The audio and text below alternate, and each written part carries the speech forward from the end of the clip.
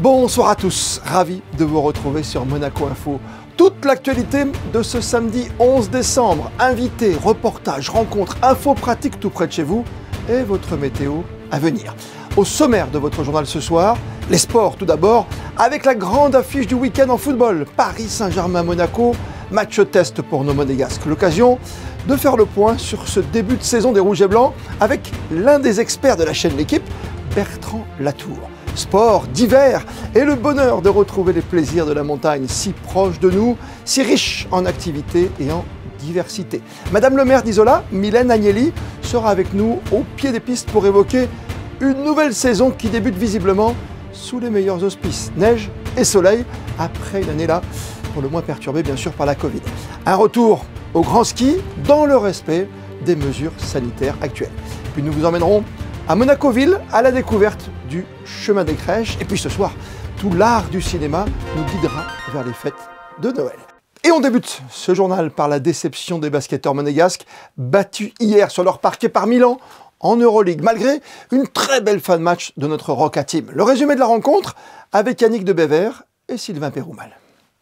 Triste spectacle pour la salle Gaston Médecin qui affichait complet une fois de plus ce vendredi pour la réception de Milan. La Roca Team n'a jamais vraiment commencé à jouer et les Milanais prennent rapidement l'avantage dans le premier quart-temps. Les Italiens, poussés par leurs supporters venus en nombre à Monaco, profitent de la maladresse des Roca Boys pour infliger un 9-2 d'entrée de match. Les minutes défilent et Monaco subit de plus en plus. En manque de rotation au poste de meneur, Mike James, incertain avant le match, est lancé par coach Mitrovic, mais très vite remplacé. Le technicien monténégrin voulant le préserver pour les prochaines rencontres. À la fin du premier quart, Milan vire en tête 26-14. Le alley-oop de Paris Lee pour Donta Hall en début de deuxième période est une action qui sonne comme un début de révolte. Monaco n'encaisse pas de points pendant 2 minutes 40 avant ce 3 points de Devon Hall. L'écart ne descendra pas plus bas que 10 points. La Roca Team ne montre rien et Milan se contente de garder ses adversaires à distance raisonnable. À la mi-temps, si dans le jeu les Monégasques sont catastrophiques au tableau d'affichage, Milan ne compte qu'une avance de 12 points, motif d'espoir pour la seconde mi-temps. On s'en sort pas mal. Sur le terrain, côté Monaco, seul Paris Lee, à 200% comme à son habitude, semble vraiment concerné, ce qui lui vaudra les louanges de son entraîneur à la fin du match. We with one point guard, with the Paris Lee, and who play really 35 minutes and really amazing respect for him and for his role and for his game tonight. Au troisième quart-temps, pas d'amélioration. La Roca Team ne montre rien de plus mais ne sombre pas grâce à son meneur américain. 19 points, 6 passes et 26 d'évaluation en 36 minutes. Le jeu est équilibré et Milan ne profite pas des occasions pour tuer le match. À la fin de la troisième reprise, l'écart n'est encore que de 13 points, largement rattrapable sur 10 minutes. Mais au début de la dernière période, le meneur milanais Sergio Rodriguez prend un coup de chaud et inscrit 8 points en 1 minute 15 alors que Monaco n'a pris aucun tir sur cette période de jeu et l'écart monte directement à 21 points. Finalement, au plus mal, Monaco réussira quand même à bien finir le match grâce notamment à une adresse extérieure retrouvée. Andjusic Eli plante les banderilles et sur ce alley-oop à 1 minute de la fin du match, Monaco n'est qu'à 2 possessions. Le braquage est en marche, mais les Milanais réussiront à bien verrouiller leur coffre pour s'offrir une victoire 71-65 qui enfonce la Roca Team dans une 5e défaite de rang. They're a good team to start, you know. Against those type of teams, we got to capitalize. We can't make so many mistakes. Down the stretch, we fought really hard, and I'm proud of the way we fought. And we just got to build on how we played in that fourth quarter. Et avec ce nouveau revers en Euroleague, Monaco glisse à la 14e place du classement. Les Monégasques devront absolument se refaire une santé en championnat de France, cette fois face à Strasbourg, c'est ce dimanche à 17 h, avant de retrouver l'Euroleague mercredi prochain et un déplacement en Lituanie pour y affronter les basketteurs de Žalgiris Kaunas. Dans l'actualité de votre samedi encore, du football, de la Formule 1, de nouveaux timbres en préparation et la crise sanitaire et ses derniers chiffres de la vaccination en principauté. Bonsoir Frédéric Allion. Bonsoir Christophe, selon les chiffres arrêtés au dimanche 5 décembre, 60 400 injections de vaccins ont été administrées. 65,4% de la population résidente éligible au vaccin a bénéficié d'un schéma complet de vaccination. Ce taux dépasse les 50% pour toutes les tranches d'âge au-delà de 18 ans, atteint 76,8% chez les 55-64 ans et proche des 92% chez les 75 ans et plus.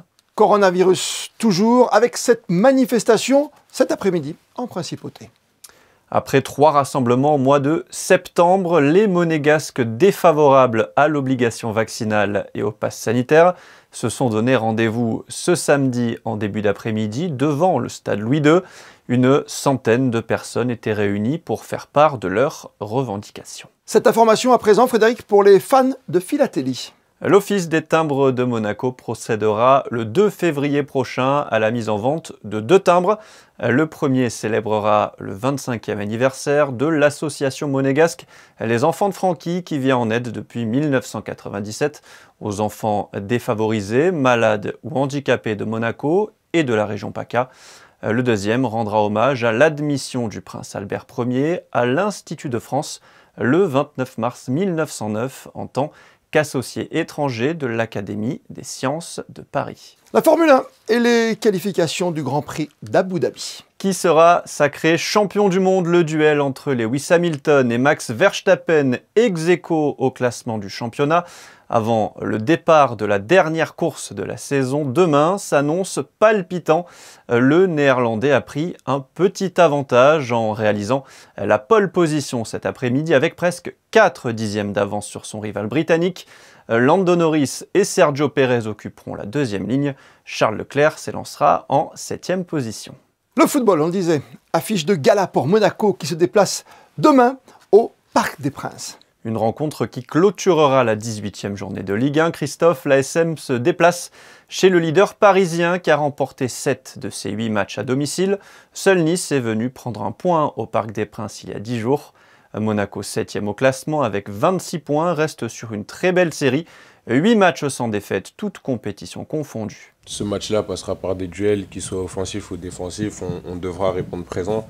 Après, on n'a pas encore vu avec le coach le plan de jeu qu'on aura. On va le savoir cet après-midi, mais non, ce qui est sûr, c'est qu'on aura beaucoup d'envie et de détermination pour remporter ce match. Personnellement, et je pense aussi collectivement, on garde de très bons souvenirs de nos 2 matchs en championnat contre le PSG l'année dernière.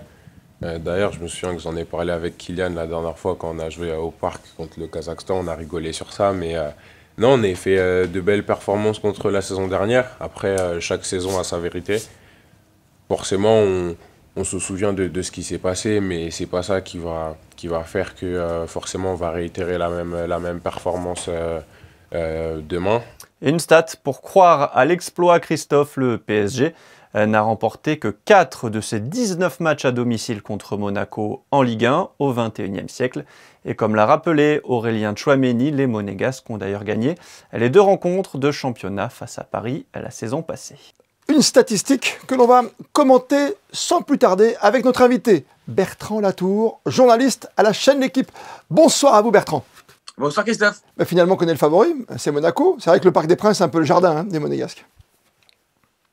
Oui, c'est vrai que la saison dernière, il y avait eu 2 victoires pour l'AS Monaco qui avait gagné au Parc des Princes. Après, favori, n'exagérons peut-être rien, Christophe, mais en tout cas, Monaco a des atouts quand même pour battre le Paris Saint-Germain. On sait que le PSG, c'est une équipe qui a des difficultés depuis le début de la saison, malgré le fait qu'il soit premier. Il n'y a aucun match qui semble être gagné d'avance pour les Parisiens cette année. C'est assez nouveau. Le match, il est pas fait d'avance du tout pour les Parisiens, et Monaco a beaucoup de qualités, notamment offensivement. Donc, ils sont tout à fait capables de rééditer, non pas leur exploit, mais leur performance de la saison dernière. Ouais, ils montent en puissance, quoi. Ils ont mis du temps à démarrer, les Monégasques, ça c'est clair. Oui, ça va mieux. C'était assez inexplicable, je trouve, parce que après la saison dernière de Monaco, on s'est dit que Monaco allait forcément tout casser, et le début de saison était poussif. Leur mérite, ça a été de rien modifier. Là, ça semble aller mieux. Et au final, Monaco n'est pas très loin de ses objectifs qui sont le podium. En fait, il y a eu beaucoup de matchs nuls. Mais ils sont au niveau du classement, ils peuvent être décrochés, mais au niveau de l'écart de points avec Rennes et Marseille, il n'y a pas grand-chose. Mbappé, il y a quelque chose à dire sur lui aujourd'hui encore. Est-ce qu'on peut encore critiquer Mbappé? Là, de moins en moins. Moi, je trouvais qu'à un moment donné, il pouvait manquer un peu d'altruisme. Mbappé, et c'est de moins en moins le cas. Je le trouve de plus en plus collectif et je trouve que ça lui bénéficie, justement.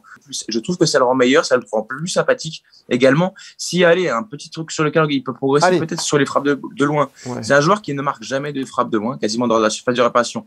En a-t-il besoin pour le moment? Non, mais c'est aussi bien de se réinventer parce que c'est un joueur qui joue sur ses qualités de vitesse et qu'il est encore jeune, mais dans quelques années, il le sera moins. Il faut aussi apprendre à jouer différemment. Et je trouve qu'il commence déjà à enclencher cette mutation-là.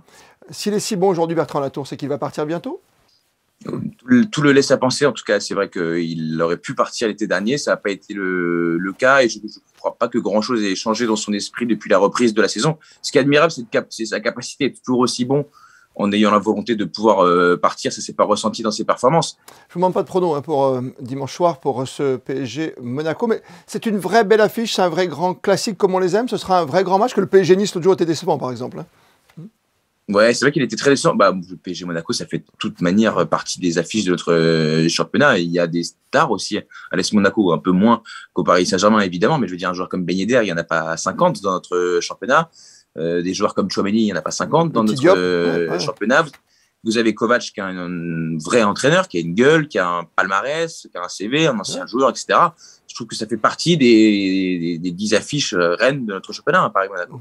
Vous avez touché du doigt un problème pour conclure, peut-être Bertrand Latour. Vous pensez que le phénomène de supporters qui veulent se faire remarquer, dans la plus mauvaise des façons, comme on l'a vu l'autre jour à Lyon avec Payet, ou sur un match comme à Nice, vous pensez que c'est juste un petit phénomène de quelques mois, de quelques semaines, provoqué peut-être par un retour au stade, qui sait de se faire voir, se faire remarquer par les écrans de télé? Est-ce que ça peut se terminer comme ça a démarré? Je pense que le problème, il est quand même plus profond que ce qu'on envisageait, et sans doute que les sanctions n'ont pas été à la hauteur quand elles devaient être prises au tout début, c'est-à-dire face à Nice. Alors après, moi, j'ai toujours quand même du mal à mettre la responsabilité sur les instances, là où quand même la responsabilité individuelle sont comme celle des supporters, de ces supporters-là. Ouais. En tout cas, parce qu'on dit que ce ne sont pas des supporters, mais c'est pas à nous de choisir qui l'est, qui ne l'est pas. Quelqu'un qui est dans un stade avec un maillot d'un club de foot qui frappe un joueur, c'est un supporter, c'est un idiot, mais c'est quelqu'un qui est dans le stade. Donc ça, il faut le gérer. Et pour parler de temps en temps avec des dirigeants, ils ont, disent-ils, en tout cas, assez peu de moyens d'action. C'est-à-dire que les fouilles, on sait comment elles sont réalisées. Quand vous devez faire rentrer 50 000 personnes, vous ne pouvez pas faire une fouille comme à l'aéroport de 50 000 personnes. Donc, espérons que ça se règle, mais c'est très inquiétant. Mais après, ça va aussi avec la montée de la violence dans la société de manière générale, sans faire de politique. La société est violente et le stade l'est. Aussi, hélas. C'est intéressant d'avoir votre regard ce soir, en tout cas sur Monaco Info, Bertrand Latour, sur toutes les problématiques du football. On vous souhaite un bon match. Demain, vous serez au Parc des Princes, évidemment, avec la chaîne L'équipe. PSG Monaco, 20h45. Merci à vous, Bertrand Latour. Merci, Christophe, c'est un plaisir. Cérémonie de remise de diplôme ce week-end à l'IUM, l'Université internationale de Monaco. Hier, ce sont les étudiants de 2020 qui, après l'annulation de ce rendez-vous traditionnel pour cause de Covid, ont reçu enfin leurs précieux documents. Cet après-midi, tout naturellement, place aux diplômés 2021. Le reportage d'Alexandra Pani et Olivier Bonello.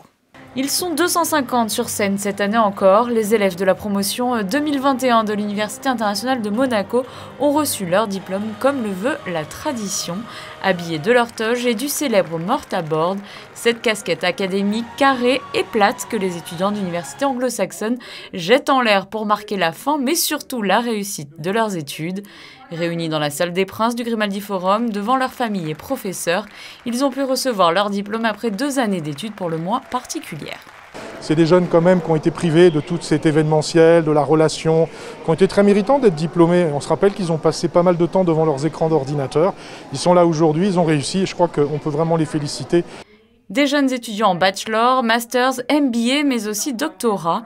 Lors de chaque cérémonie, une personnalité est invitée pour une prise de parole. Cette année, celui qui a été choisi a le même âge que la plupart des étudiants présents.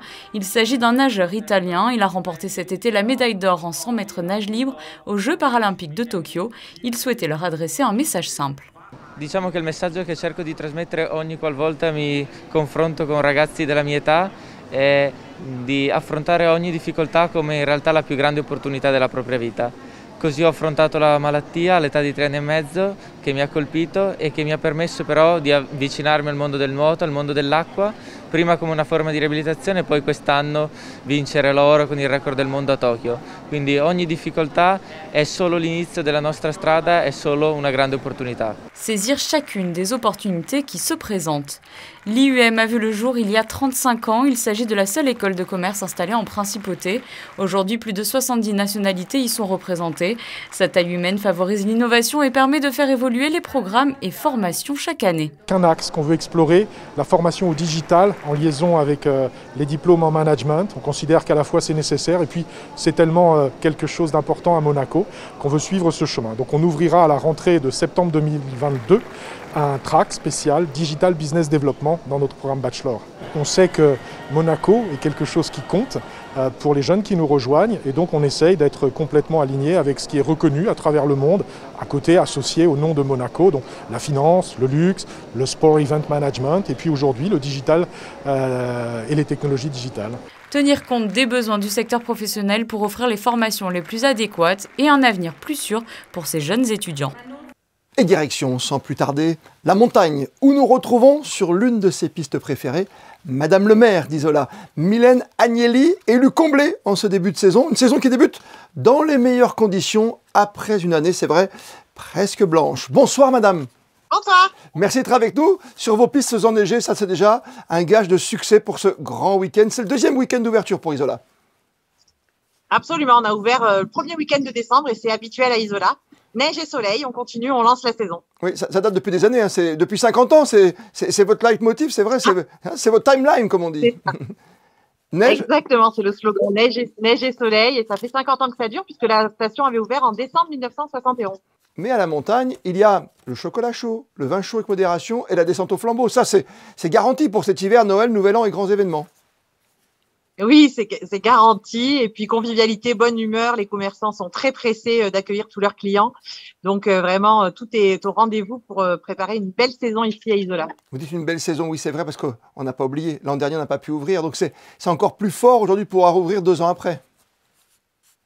Oui, l'année dernière, nous avions eu la chance de fonctionner, mais uniquement avec les licenciés et l'école de ski et les clubs et les sportifs de haut niveau, ce qui nous a permis d'accueillir de belles compétitions l'année dernière sur Isola. Mais cette année, on est très content évidemment de pouvoir accueillir tous nos clients avec le pass sanitaire, puisque ce sont les recommandations du gouvernement du moment où le taux d'incidence est au-delà de 200 pour 100 000, ce qui est le cas pour l'instant. Mais voilà, cela permet à tout le monde de venir et ils sont très contents de remonter sur les remontées mécaniques et de ne pas avoir à remonter les pistes à pied, justement, oui, comme l'année dernière. Ou en ski de rando, bien sûr, ou en raquette. Madame le maire, le pass sanitaire, c'est jamais simple à la montagne, sortir son portable ou sa petite fiche en papier. Comment ça va se passer concrètement quand on arrive à son téléchef préféré ? Eh bien, il y a des contrôleurs qui sont équipés de petites tablettes. Maintenant, tout le monde, en général, a son pass directement sur son téléphone. Et puis, voilà, de manière aléatoire, il y a des contrôles au départ des grandes remontées mécaniques. Les contrôleurs scannent votre pass et ensuite, c'est parti pour la journée. Tout le monde est équipé, donc on l'a bien compris, au pied des pistes pour garantir une sécurité totale. Vous l'avez constaté dès le week-end dernier, ce week-end encore, forte affluence ? Oui, très forte affluence, beaucoup de monde. Les gens sont ravis de revenir sur les pistes. En plus, cette semaine, il a neigé, donc la poudreuse est au rendez-vous. On a pu ouvrir de plus nombreuses pistes par rapport au week-end précédent. Donc, on a beaucoup de monde.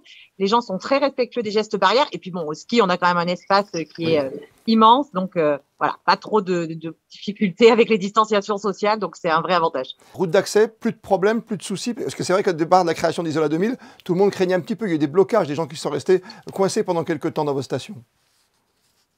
Oui, bien sûr. Bah alors, on a la chance d'avoir de la neige, mais quand il y a beaucoup de neige, il y a parfois besoin de purger nos couloirs d'avalanche, parce que pour la petite histoire, la route d'Isola 2000 s'appelait la RM 97, parce qu'il y a 97 couloirs qui sont susceptibles, voilà, d'être des couloirs potentiellement avalancheux.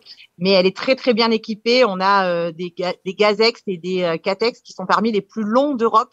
Donc, on a des artificiers qui sont sur place et qui sécurisent la route sans aucun problème. Sans aucun souci. Et une équipe de déneigement encadrée par la métropole qui fait un boulot formidable. Donc, vous pouvez venir sans souci. Isola 2000, le dernier petit secret. Madame le maire, attention pour vous, Mylène Agnelli, votre piste préférée, votre endroit secret, la petite piste qu'il faut prendre et le petit chocolat chaud à l'arrivée. La piste qu'il faut prendre, c'est la piste FIS. Elle est magnifique. Elle est superbe. Elle est longue, elle est belle, elle a un beau dénivelé, un joli mur, donc je la conseille à tout le monde. Et puis, le chocolat chaud sont excellents partout. Et ceux qui préfèrent le vin chaud, il y a de quoi faire, donc pas de problème. On arrive, on prépare le best-of de dimanche sur Monaco Info. On sera là, toute l'équipe, hein. On est une cinquantaine, vous inquiétez pas, on va arriver. On prendra un bus. Avec plaisir, on vous accueillera pour le pot d'accueil en haut de la Lombarde peut-être. Voilà, merci 1000 fois, à très vite. Absolument. Merci, à bientôt. Et on grimpe sur le rocher maintenant, avec une déambulation signée Juliette Rappert sur le chemin des crèches. Comme chaque année, du 8 décembre au 9 janvier, plus d'une cinquantaine de crèches sont exposées du bas de la rampe Major jusqu'à la place du Palais. Deux grands thèmes sont à l'honneur, l'écologie et l'humanitaire. Cette année, on a voulu que ce chemin, si vous voulez, soit un petit peu plus instructif et pédagogique. C'est-à-dire certaines associations, des jeunes de plusieurs associations, que ce soit le phare, que ce soit les jeunesses de Sainte-Dévote, les scouts, etc., ont tous essayé d'entraider de façon fraternelle et humanitaire des pays qui en avaient besoin. Alors chaque crèche, qu'elle soit des crèches d'Afrique ou des crèches d'Europe de l'Est, sont des crèches qui ont un QR code, si vous voulez, et tout simplement en photographiant le QR code, vous avez tout le témoignage des jeunes et de ce qu'ils ont accompli durant des années. Un thème éducatif sur l'entraide, mais aussi écologique, puisque les décors des crèches sont entièrement en matériaux naturels, avec du bois, de la paille ou encore de la toile de jute. Avec une particularité cette année, une extension du chemin dans les ruelles du Rocher. Pour donner un grand coup de pouce à nos commerçants du Rocher qui en avaient un grand besoin, on a fait cette année une extension du chemin des crèches pour les commerçants qui le désiraient et qui auront chacun dans leur vitrine ou à leur comptoir, sur la vingtaine qui a bien voulu le faire, auront une crèche qui est également écologique. Et donc cette année, ce thème sera dans les vitrines des commerçants du Rocher. Un chemin des crèches qui vous permettra de voyager le temps d'une balade sur le Rocher. Et on va s'arrêter maintenant quelques instants sur la prochaine projection organisée par l'Institut audiovisuel de Monaco pour son rendez-vous de Noël avec son directeur Vincent Vatrican et Fabien Bonilla. Tout l'art du cinéma avec à l'affiche mardi La vie aquatique. Vincent Vatrican, bonsoir. Bonsoir Fabien. Aujourd'hui, on parle d'un film de 2005, La vie aquatique de Wes Anderson. C'est votre film de Noël. C'est mon film de Noël, oui, sans doute, parce que c'est un film... C'était pour le bonnet rouge. C'est pour le bonnet rouge, qui affiche tout à fait une certaine décontraction, une certaine loufoquerie. C'est décalé. Donc c'est un peu décalé. Donc voilà, c'est un film de Noël. On rit, on passe un bon moment. Ça reste quand même un film très écrit et très pensé. Par loufoquerie, il ne faut pas entendre que le film est bâclé, loin de là. Mais c'est un film qui a sa propre respiration, qui aime bien se jouer des codes de récit habituels. Il y a des histoires dans l'histoire. C'est un film avec plusieurs personnages, même si la figure de Bill Murray domine en capitaine Cousteau improbable à bord de son navire. Donc voilà, c'est un film qui mélange des récits, des histoires. Il n'y a pas vraiment une ligne directrice, on dirait, de A à Z en ligne droite. Tout part d'une histoire de vengeance quand même. Oui, alors... Il y a un début. C'est ça, est tellement improbable. Zizou, exactement en américain, veut se venger d'un requin qui a croqué un de ses collaborateurs et il veut absolument, enfin, esprit de vengeance sur un requin. Requin jaguar. Requin jaguar. Donc le film joue aussi sur des motivations des personnages totalement improbables, puisqu'il annonce ça en pleine conférence de presse à l'issue de la projection de son dernier film, puisque comme Cousteau, il filme le récit de ses expéditions. Avec une pléiade d'acteurs, il y a Bill Murray, Cate Blanchett, Angelica Houston, William Dafoe, Jeff Goldblum et Owen Wilson qui s'amusent en quelque sorte. Oui, qu'on retrouve dans beaucoup de ses films, et qui là aussi joue un personnage, le fils improbable de Zissou, j'en dis pas plus, et il se retrouve dans l'équipage qui va mener cette aventure vengeresse.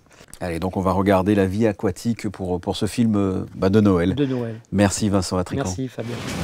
I'm gonna fight you, Steve. You never say, I'm gonna fight you, Steve. You just smile and act natural, and then you sucker punch it.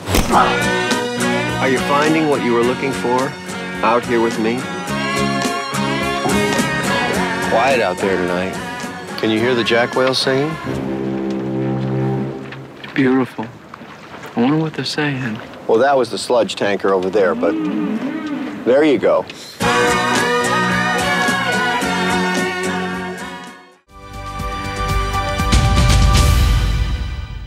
Et on vous retrouve, Frédéric et Lyon, pour la météo de ces prochaines heures. Du beau temps, hein, encore et toujours. Du beau temps encore, Christophe, avec quelques nuages dans le ciel par rapport à samedi, mais le soleil sera bien présent toute la journée. Les températures seront comprises entre 8 degrés le matin et 13 l'après-midi. Dimanche 12 décembre, nous fêterons les Corentins. Comme le veut la tradition, on termine par les instantanés du jour. À 15 jours de Noël, les achats s'accélèrent, les sourires s'illuminent. Photo cadeau ce soir, signé Michael. Allez-y, on se retrouve demain dimanche, 19h, pour votre best-of, les meilleurs moments de votre semaine sur Monaco Info. D'ici là, belle et bonne soirée à toutes et à tous.